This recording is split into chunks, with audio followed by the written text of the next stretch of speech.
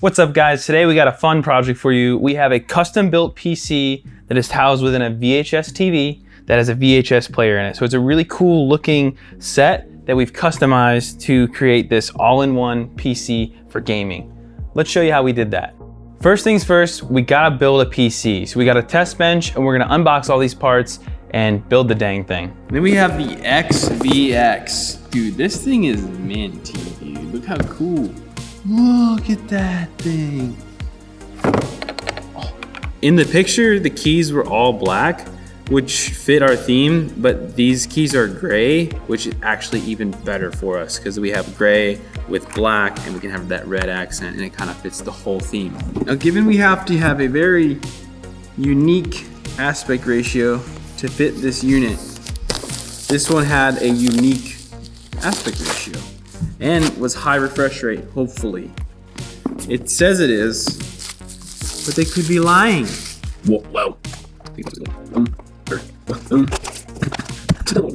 Lastly, our main piece of the build is this 1080 or 2K, I think they called it, 120 hertz monitor.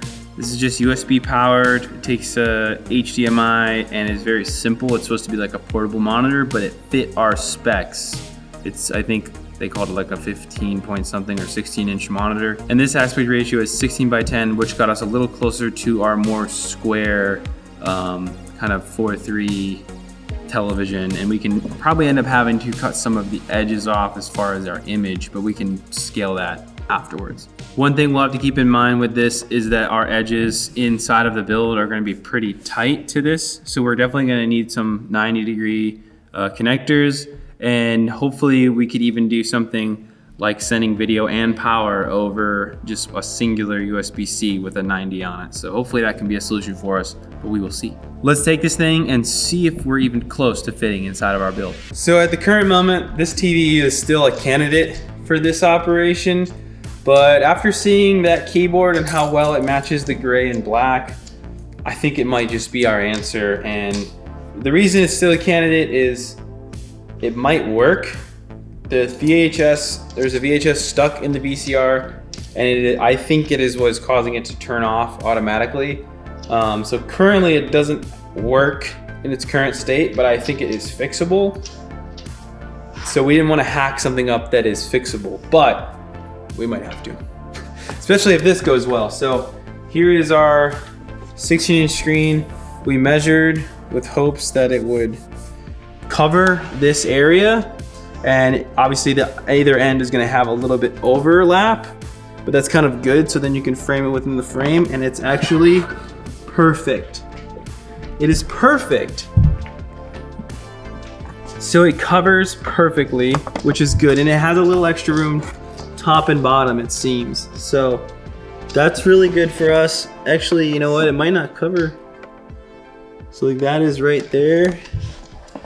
Oh, dude, I think it's literally like perfect. I think it's perfect. Perfect. So yeah, the idea will be that we'll take the CRT out and then keep this bezel and allow that screen to come right up into the bezel. And then I don't know, maybe the power button is actually the power button, not too hard to do. That would be sick. And then at the back, just as a little idea, we'll probably cut this out to where the IO shield fits right here. Or the only thing you really need out of the IO shield would be like USB and Ethernet. So maybe we just do a separate board or something that just like kind of jump jacks to them, so that way we don't have to hack this up. Only because then it would be possible to put it back, but that's just wishful thinking. What if the remote turned it on too? That'd be crazy. Everything's looking like it's gonna fit. So the next step for us is to tear out all of the insides of this CRT, get that tube out of there, get the board out of there, and get our PC built and start fitting that in there. It's gonna be a project to make sure everything clears and everything closes. So we ordered on Amazon a test bench that we thought was small enough that would fit and also sturdy enough to hold this build. But when we got it, it wasn't quite going to fit. So there was a lot of chopping that needed to happen to make it clear all the way into this case. Now we have this test bench frame that we're gonna use to set on top of the VCR to give a mounting point for the computers. Let's check her out. So off camera, behind the scenes, what I've done is I soldered into this button. I tapped into the button on the back side and ran 2 leads out of it. So this will be our power button. So the button on the front of the machine will be that. Did I really nail it? What are the chances of that? Let's test the button. What do you think? Works. You already think it works? You believe in me? Yeah. Yeah. If you had to put money on someone, would it be me? Yeah. I did already. Let's go. Wow. Easy money. Easy. It's silent too, dude. It's like Silent Bob over here. Did a little bit of testing last night after we finished filming. Got the finals installed, did a few rounds last night, and it was super good. Like, I maxed out all the settings and just hit go, and it was getting 120 frames easily. So that was the goal, and here we are. That's what you need. And we're off to Our first elimination is in the books. I love data. Going up, follow me! I don't know why I can see them, but it's cool. After building the test bench and testing the PC to make sure it worked, the main priority was getting this monitor into the case. When trying to get this monitor to fit, I didn't want to scratch it up or ruin it, so I made a piece of cardboard that was the exact size of this monitor so I could start to feel the fit and make sure that there wasn't any plastic jutting out that was going to scratch the screen, and just making sure that fit was perfect to the front. We got pretty close. It's not exactly perfect, but we got it in there as good as we could.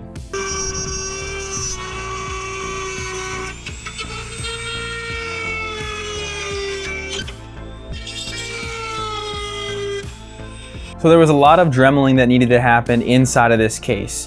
The steel bit that I used to cut through the plastic kind of cut through like butter as it heated up. So it wasn't too hard to get these pieces out, but the hard part was just making sure I didn't go too far and then trying to figure out which section I needed to attack next to make it the easiest cutout. After building the test bench and testing the PC to make sure it worked, the main priority was getting this monitor into the case. It's been some time, so I want to give a recap on what we've done so far to create this build. So first and foremost, we had the Telecolor CRT VHS combo. We took the CRT screen out and its board and components, made some room with the Dremel for this flat screen 4K 120 hertz monitor to fit. So that's sweet. We've got this very gaming spec'd monitor in here. And then we've made a test bench build that we've cut up to fit in here, and we've got our whole computer build fitting right in the back of here with a little bit of trimming here and there. We've managed to fit the whole thing in there with little to no drama. At the end, all we'll have coming out the back is a power cord, so we'll have a nice clean setup with a wireless mouse and keyboard. So without further ado, I'm gonna put the back on and fire this thing up and see what it looks like. We walked in there and we hung out in the PlayStation aisle and we're like, we're screwed. And then we went over to the non-PlayStation aisle and we said, we're set. This is the piece that you need to finish the puzzle. We've returned with our final piece. We went to the store and got the HyperX Cloud 3 as our last piece. We needed a way to listen and talk through the gaming system here, and these red and black HyperX were the answer. So here they are in all of their wirelessness. And after picking up the headphones, we had every piece that we needed. We just needed those final touches to get it back together and functional fully to get that final reveal of what this thing was really gonna look like. So here is the idea fully realized. There's a few things we wanna work on. First thing would be the scaling to fit within this bounding box here. We can probably mess around a little more with that to make it a little more optimized, but I don't mind a little bit of the image going past, but you don't want to be able to not be able to read some of the menu items, but it's still cool that the image exists beyond the bounds here. It makes it feel a little more real. We're also having trouble with the brightness on this monitor. Is almost impossible to get to, and after you restart this monitor, it resets it every time. So that's a pain we're running into right now. But this is the power button. I did wire this button, so that works. Maybe we could relocate the buttons on the side of the monitor to maybe show up down here. Maybe it'd be a little bit easier to press through the menu. But overall, pretty neat. It all fits right in there. We've got wireless mouse, keyboard, helmet, wireless headphones, wireless mouse, and a wireless keyboard to pretty much have a seamless playing experience on this PC. So just a small box you got to plug into the wall, and it can honestly be a sweet little mobile rig to take to your friend's house. So this keyboard's hard to tell, but it does have red LEDs in the backlight, so that's part of our color theme here. We've got gray and black, which matches the front face of this TV, kind of red being our primary. So we've got the Model O in all red now, and then the HyperX is got a red accent. So everything kind of tied together for this system. And yeah, it was fun to build. It's a cool looking thing. It's exciting little guy. All put together, she's not too shabby. So let's check out what she can do and what kind of horsepower she's got under the hood, gaming wise.